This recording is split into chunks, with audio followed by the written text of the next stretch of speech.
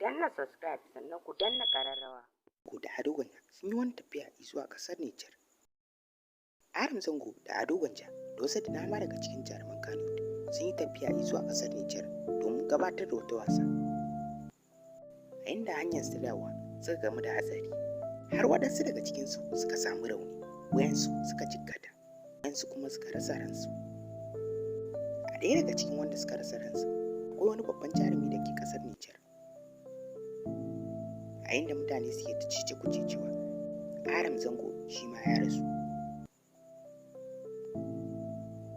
Adam Zango dai bai rasu ba, yana nan lafiyarsa kalau. Ado Gwanja ma bai rasu ba, shi ma yana nan lafiyarsa kalau. Adam Zango ɗin yana mika sakon ta'aziyarsa zuwa ga iyalan ɗaya daga cikin wanda ya rasu a hanyarsa ta dawowa, a inda ya wallafa wani bidiyo na ta'aziyya a shafinsa na Instagram zuwa ga ɗaya daga cikin wanda suka rasu a hanyarsa ta dawowa daga ƙasar Nijar.